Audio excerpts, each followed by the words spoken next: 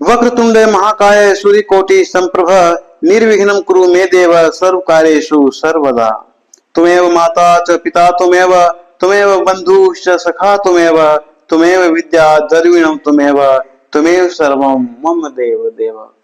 हे प्रभु, ज्ञानहीन, भक्तिहीन और कर्महीन होते हुए आपके जीवन कथा का रसास्वादन खुद करते हुए और आपके भक्तों को कराने के लिए प्रयासरत होते हुए धर्म पथ पे अग्रसर हूं। आप अपने भक्तों पे कृपा बनाए रखना। जय श्री राम। पिछली कथा में हमने यहां तक रसास्वादन किया था कि विश्वामित्र मुनि के अंदर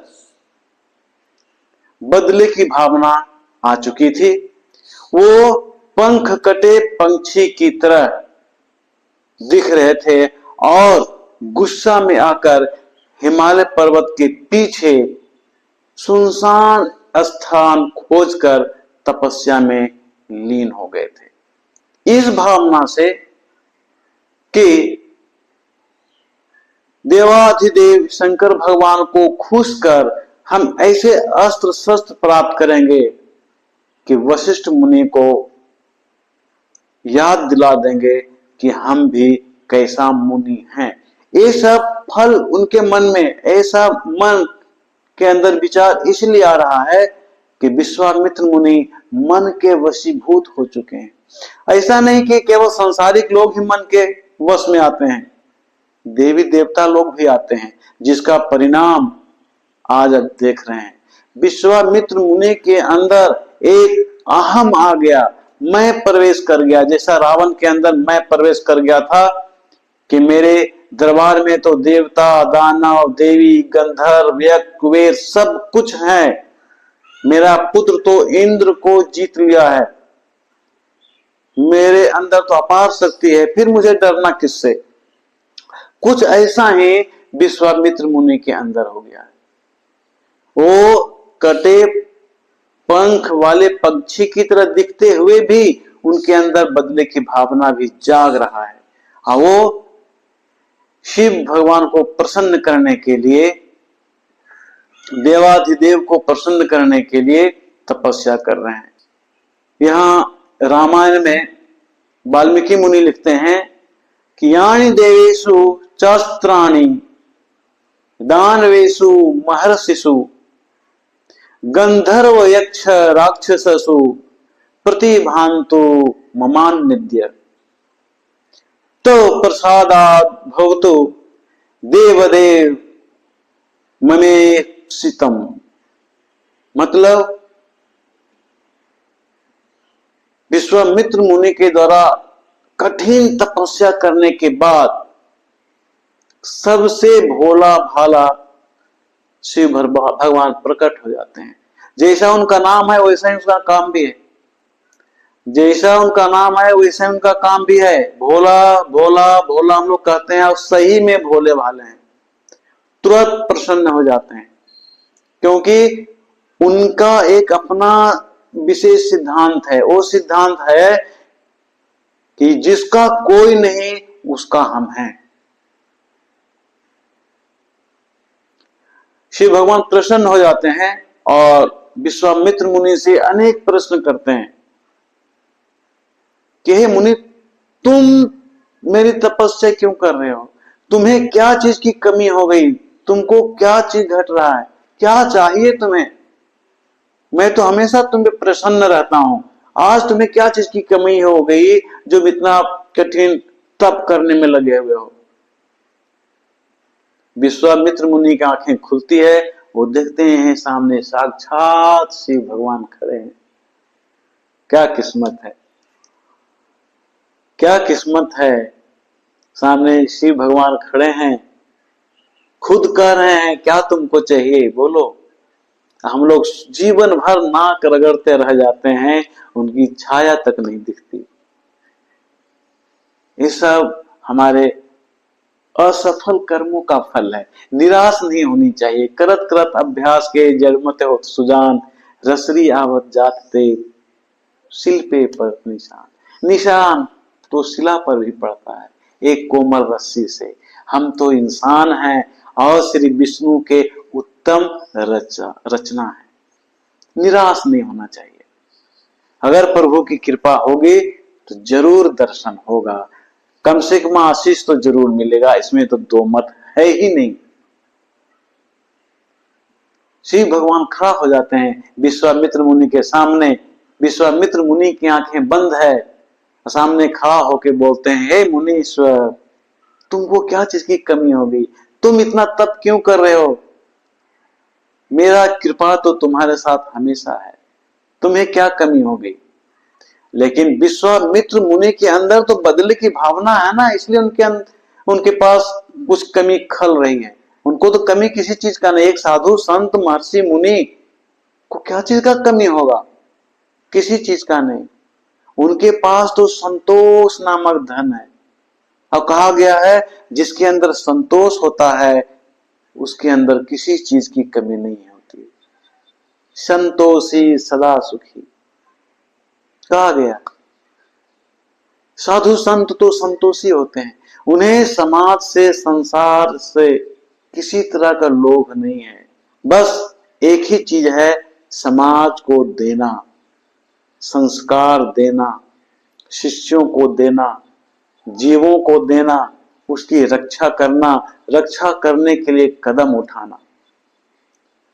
जब विश्वामित्र मुनि देखते हैं कि साक्षात शिव हमारे सामने है तो कहते हैं, हे देवाधिदेव शंकर भगवान, हे प्रभु, अगर आप खुश हैं तो आप हमें वो सारे अस्त्र शस्त्र प्रदान कीजिए जो देवताओं के पास है। वो सारे अस्त्र शस्त्र हमें दीजिए जो दानवों के पास है, महर्षियों के पास है, गंधर्वों के पास है, यक्षों के पास में है और राक्षसों के पास में है। वो सब हमें चाहिए। मांग रहे हैं किससे? भोले बाबा से। तो भोला है ही। एवमस्तु, मिल गया। एवमस्तु कह दिए, मिल गया। सारे अस्त्र शस्त्र जो देवी देवताओं, दानवों, महर्षियों, गंधर्वों, ऋषियों, अक्षों के पास था, सब मिल गया। अब मिलते ही क्या होता है, ये जरा सोचिए। विश्वामित्र मुनि के अंदर तो भावना जाग रही थी बदले की। विश्वामित्र मुनि के अंदर तो बदले की भावना जाग रही थी ना। अब उनके अंदर तो एक से एक अस्त्र आ गया। अब उनके शरीर में, उनके तन में बल की क्या कमी है? अतुलित बल महसूस करने लगे, हनुमान की तरह। अतुलित बल धामा पवन पुत्र। लेकिन पवन पुत्र में कभी घमंड नहीं हुआ, अहम नहीं आया। वो हमेशा ये कहते थे, मैंने तो कुछ नहीं किया, ये तो प्रभु का कृपा है। प्रभु का नाम लेकर मैं करता गया, काम होता गया।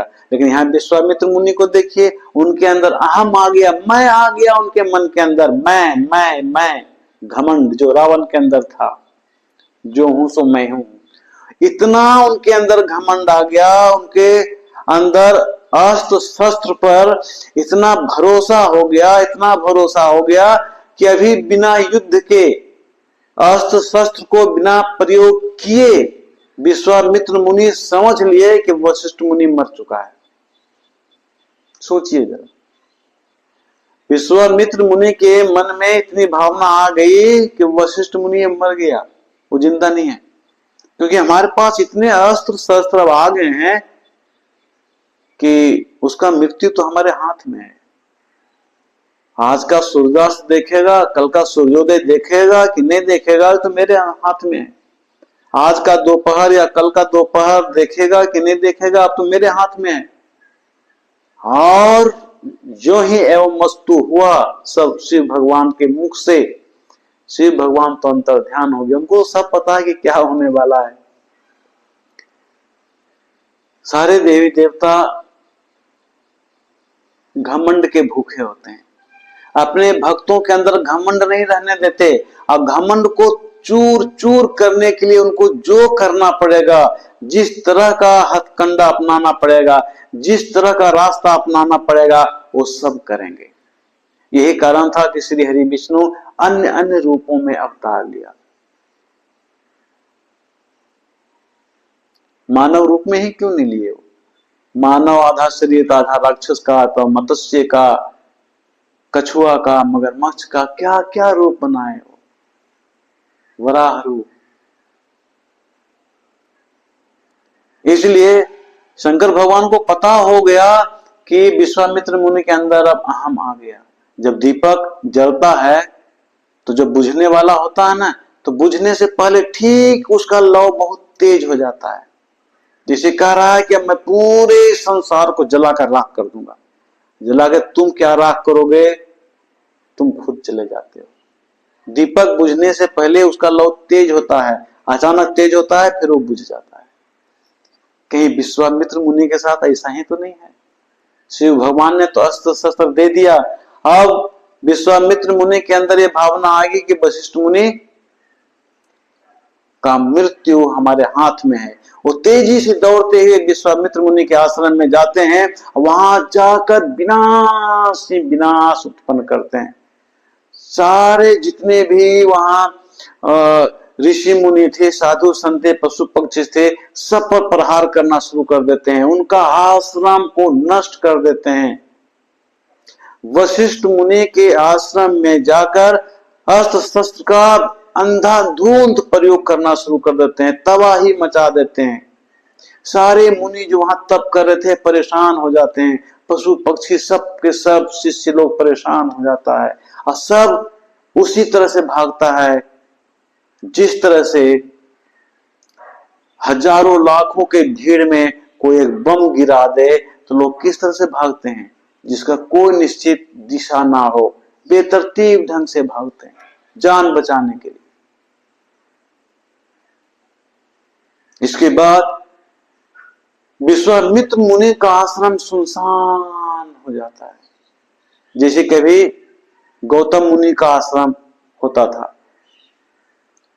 वशिष्ठ मुनि का आश्रम सुनसान हो गया, कहीं एक चिड़िया नहीं दिखाई दे रही है, कहीं एक साधु मुनि कुछ नहीं दिखाई दे रहा है, विराम सुनसान हो गया। ऐसा देखने में लग रहा था कि ये किसी मुनि का, साधु संत का आश्रम रहा ही नहीं है, बंजर भूमि की तरह हो गया, वीरान हो गया, चारों ओर सन्नाटा छा गया।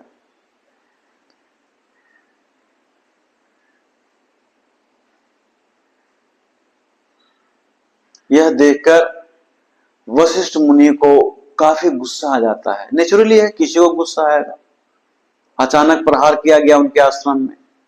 यहां पर वाल्मीकि मुनि लिखते हैं रामायण में, वदतो वे वशिष्ठस्य मां भैरति मुहुर्मुहुः नास्यामद्य गाधेयं निहारम्यो भास्कर।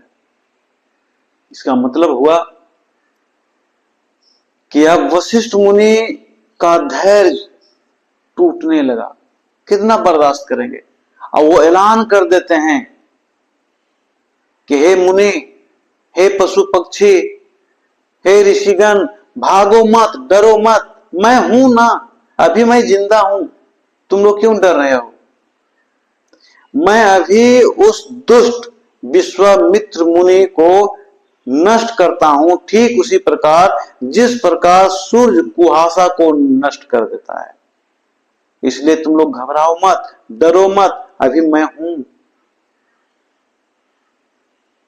और विश्वामित्र मुनि इन बातों को सुन लेते हैं।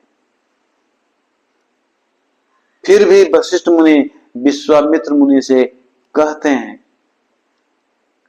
कि हे दुष्ट, तुम विवेकहीन हो गया है, तुम मन का गुलाम हो गया है, तुम दुराचारी हो गया है, तुम पाप का नौकर बन चुका है,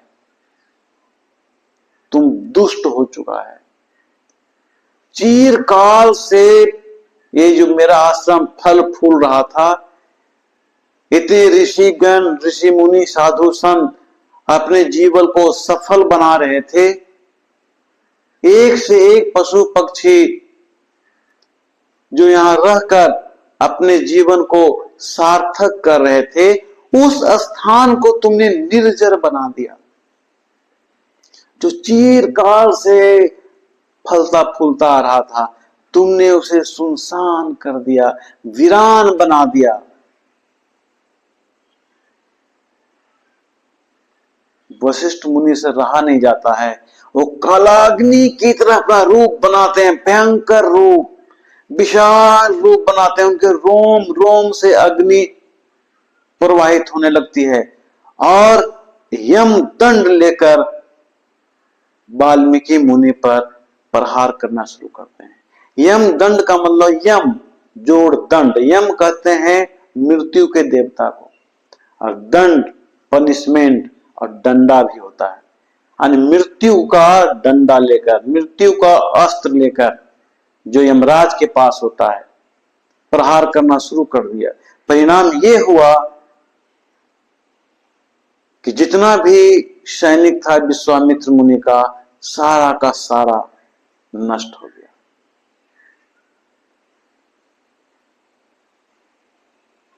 फिर भी विश्वामित्र मुनि ललकारे जा रहे हैं, तुम कहां भागे जा रहे हो? रे दुष्ट, रुको, वहीं खड़ा रहो, अभी मैं आ रहा हूं। देखिए जरा अनुशासनहीनता, संस्कार देखिए एक मुनि का। ये कब होता है? जब विवेक छीन जाता है। हमारे समाज में एक बहुत फेमस प्रसिद्ध वाक्य है, विनाश काले विपरीत बुद्धि। तुलसीदास ने रामायण में लिखा है, चेत चले तो काल ना खाए और काल खाए तो चेता ना जाए। दोनों बातें आई हैं।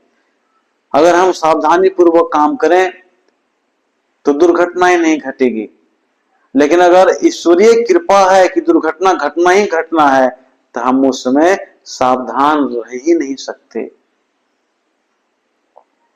अगर हमारे जीवन काल में लिखा हुआ है कि घटना घटनी है, तो फिर इसको कोई नहीं हटा सकता। उस समय हमारा विवेक नष्ट हो जाता है। विनाश मनुष्य पे छाता है, विवेक पूर्व मर जाता है। विवेक पूर्व मर जाता है। अगर किसी के नसीब में विनाश ही लिखा है, प्रभु ने विनाश ही लिख दिया है, तो फिर उसे कोई माया का लाल नहीं बचा सकता बिना प्रभु कृपा के। शायद विश्वामित्र मुनि का घमंड, अहम इतना तेज हो गया है कि उनको ये खुद पता नहीं चल रहा कि इस घमंड के आंधी में हम बहे जा रहे हैं, तो सामने पहाड़ सा विकराल जगह भी है, जिसे टकराने के बाद मेरा दिशा किधर हो जाएगा, हम किधर बह जाएंगे, उसका कोई ठिकाना नहीं है।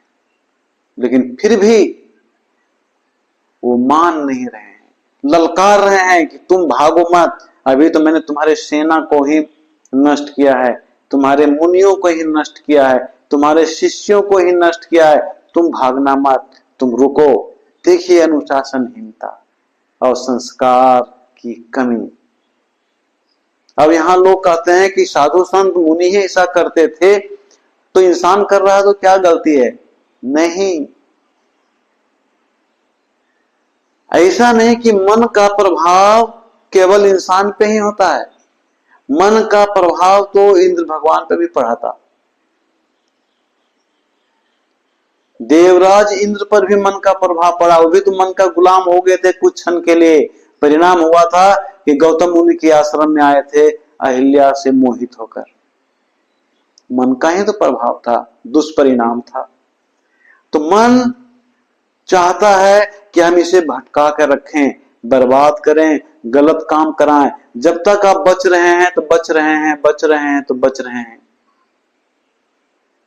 अगर जो ही आप मन के साथ बहक गए, भटक गए, तो फिर बर्बादी निश्चित है, बदनामी निश्चित है, कलंक निश्चित है। बस मेरा काम इतना ही है कि प्रभु के धर्म पथ पे चलते रहना, अच्छे कर्म करते रहना, और उसका परिणाम क्या होगा वो तो ऊपर वाला के हाथ में है। गीता में कहा है ना श्री कृष्ण, कर्म किए जा फल की इच्छा मत कर रे इंसान, जैसा कर्म करेगा वैसा फल देगा भगवान। उनके यहाँ तो लिखा हुआ है कि तुमको क्या क्या मिलने वाला है, वैसा वैसा तुम किए जा कर्म। अगर हमारे हाथ से पाप लिखा हुआ है तो पहले ही हमारा विवेक खत्म हो जाएगा, हमारा विवेक खत्म हो जाएगा, हम मन के गुलाम हो जाएंगे और हम पाप कर बैठेंगे। लेकिन इसका मतलब ये नहीं है कि प्रभु हमसे गलत काम करवाते हैं, क्योंकि हमारे नसीब में उन्होंने गलत लिखा है तभी तो हम गलत कर रहे हैं, ऐसी बात नहीं है। सुख और दुख सबके किस्मत में है। अब दुख में आकर हम मन के गुलाम हो जाते हैं। प्रभु कभी नहीं कहते हैं कि तुम मन का गुलाम हो जाओ, वो तो बार बार हमें सावधान करते रहते हैं कि मन का गुलाम कभी मत होना। अब हो जाओगे तो क्या करेंगे हम, क्योंकि कर्म पर प्रभु का अधिकार नहीं है, कर्म हमारे लिए स्वतंत्र उन्होंने छोड़ दिया है कि जैसा तुमको करना है करो, बाकी उन्होंने अपने कब्जे में रखा है, केवल कर्म को हमारे ऊपर छोड़ दिया है। इसलिए जब हम मन के वशीभूत हो जाते हैं तो उल्टा पुल्टा काम करना शुरू कर देते हैं। इस प्रकार वशिष्ठ मुनि जब विश्वामित्र मुनि के ललकार को सुना तो उन्होंने साफ शब्दों में कहा, आजा आजा, मैं खड़ा हूं, तेरा घमंड दूर कर देता हूं। बहुत घमंड हो गया ना अस्त्र शस्त्र पे, आजा, मैं जो तुम्हारा क्षत्रिय धम है, क्षत्रिय अधम जो आ गया, क्षत्रिय अधम मतलब ये घमंड आ जाना कि मैं क्षत्रिय हूं, अधम आ गया, आजा मैं खड़ा हूं। विश्वामित्र मुनि को कहते हुए वशिष्ठ मुनि ब्रह्मदंड और काल दंड को उठाते हैं। उठाते हुए एक बार फिर विश्वामित्र मुनि को समझाते हैं कि तुम इस कर्म को करके क्षत्रिय धर्म को कलंकित कर दिया, तुम अपने कुल को कलंकित कर दिया।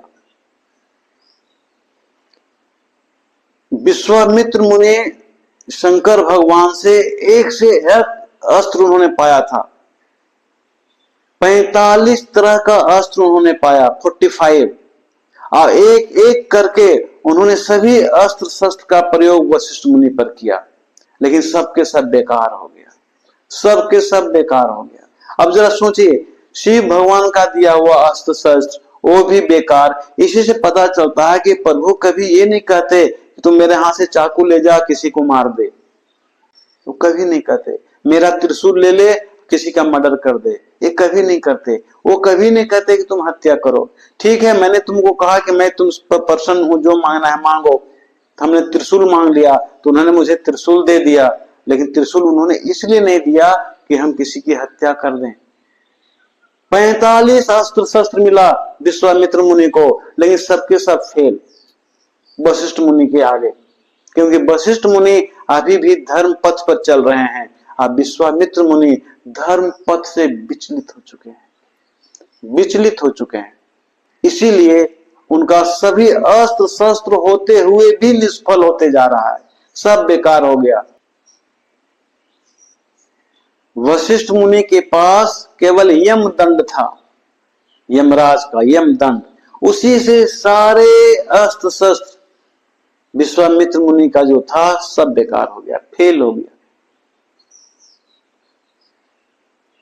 अंत में विश्वामित्र मुनि से रहा नहीं गया तो लास्ट जो अस्त्र बच रहा था ब्रह्मास्त्र, उन्होंने उसका उपयोग कर दिया। ब्रह्मास्त्र का उपयोग नहीं किया जाता है। रामायण में भी एक बार हनुमान के ऊपर ब्रह्मास्त्र का प्रयोग किया गया था, तो हनुमान जानबूझकर शांत पड़ गए, और ब्रह्मास्त्र के वजह से उन्होंने देखा कि अस्त्र पर ब्रह्मा भगवान की का फोटो है, वो विराजमान है, वो शांत पड़ गए, जिसके कारण अशोक वाटिका में हनुमान बंध गए थे, तो रावण के सामने पेश होना पड़ा था। वो ब्रह्मास्त्र को विश्वामित्र मुनि प्रयोग कर रहे हैं। ये ब्रह्मास्त्र इतना खतरनाक है कि तीनों लोकों को, पूरे ब्रह्मांड को नष्ट कर देगा, तीनों लोकों को, ब्रह्मांड ही नहीं। मृत्यु लोक, पाताल लोक और ब्रह्म लोक, देवलोक सबको नष्ट कर देगा। उन्होंने ब्रह्मास्त्र का प्रयोग करना शुरू किया। जो ही विश्वामित्र मुनि ने उसे उठाया, अग्नि देवता, अन्य देवता, देवर्षि, गंधर्व, बड़े बड़े नाग सब के सब डरने लगे कि अब क्या होगा। अब तो तीनों लोकों पर संकट आने वाला है, अब इससे कौन बचाएगा। ये देखते हुए वशिष्ठ मुनि तुरंत अपने ब्रह्म तेज को उठाया और ब्रह्म तेज के प्रभाव से महाभयंकर प्रलय को आते आते शांत कर दिया। देखिए कौन धर्म पथ पे चल रहा है और कौन अधर्म पथ पे चल रहा है। विश्वामित्र मुनि के पास जो अस्त्र शस्त्र है वो भी प्रभु का दिया हुआ, वशिष्ठ मुनि के पास जो अस्त्र शस्त्र है वो भी प्रभु का दिया हुआ। एक अस्त्र फेल हो जा रहा है, एक अस्त्र पास हो जा रहा है, इसीलिए वो धर्म पथ पे है, धर्म की रक्षा के लिए है, जीवों की रक्षा के लिए है, साधु संतों, ब्राह्मणों, गौ, नाग, देवर्षि तीनों लोकों की रक्षा के लिए है और एक सबका नष्ट करने के लिए। इसलिए रामायण में आपने देखा हो कि राम भगवान का फोटो कहीं भी आता है तो दोनों पैर पे सीधा खड़े रहते हैं, लेकिन महाभारत में आप देखिए श्री कृष्ण के रूप में श्री हरि विष्णु आए तो अपने दोनों पैर को तिरछा किए हुए हैं। इसका मतलब क्या हुआ कि लाइन तो सीधी है, जरूरत पड़ा तो उसे क्रॉस करना पड़ेगा, उसे काटना पड़ेगा। यानी नियम तो नियम है, लेकिन धर्म की रक्षा के लिए अगर नियम का पालन थोड़ा देर के लिए ना करना पड़े तो करना पड़ेगा। इसीलिए महाभारत में उन्होंने ये प्रतिज्ञा की थी कि मैं अस्त्र शस्त्र नहीं उठाऊंगा, एक कहते हुए भी उन्होंने अस्त्र शस्त्र उठाया, क्योंकि उन्हें धर्म की रक्षा करनी है। धर्म से सर्वोपरि कुछ नहीं होता। यहां देखिए वशिष्ठ मुनि अपने ब्रह्म तेज के प्रभाव से महाभयंकर ब्रह्मास्त्र के असर को, प्रभाव को शांत कर दिया और तीनों लोक की रक्षा की।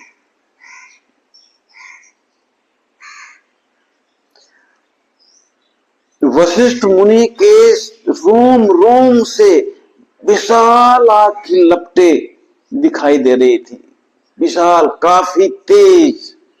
इसे देखकर वहां जितने भी ऋषि मुनि जो आसपास में थे सभी वशिष्ठ मुनि की प्रार्थना करने लगे कि हे मुनिवर, आपके अंदर अमोघ बल है, आपके अंदर अमोघ शक्ति है, आप किसी से पराजय हो नहीं सकते, भला आप विश्वामित्र मुनि पर क्यों गुस्सा कर रहे हैं।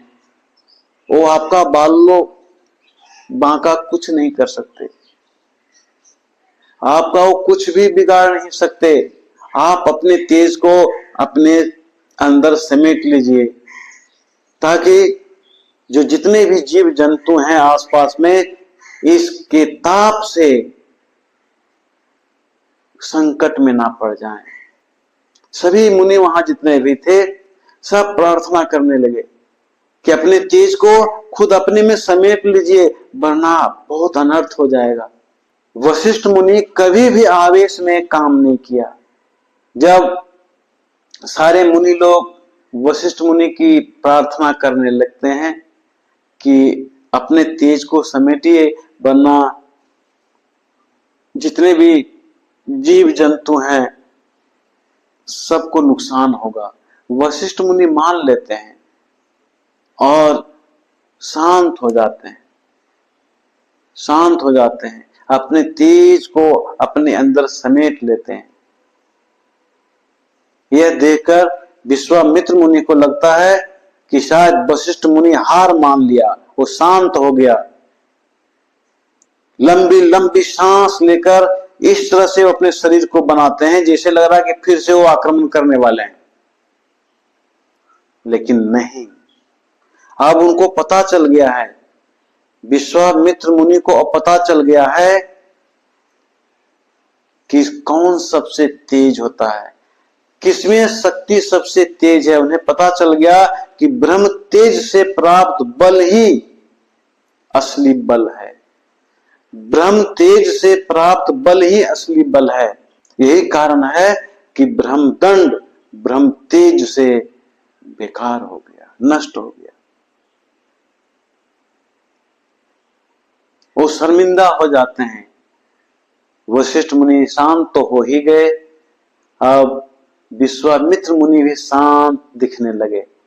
अब वो सोचने लगे कि नहीं, हमें अब ब्रह्म तेज चाहिए, ये सब अस्त्र शस्त्र कुछ भी होने वाला नहीं है। अभी भी वो हार नहीं मान रहे हैं। जैसे रावण था ना, सारा परिवार उसका नष्ट हो गया, फिर भी हार नहीं मान रहा था। अंत में जब वो खुद जमीन पे गिर गया, तब उसको एहसास हुआ कि किसी दुश्मन को छोटा नहीं समझना चाहिए।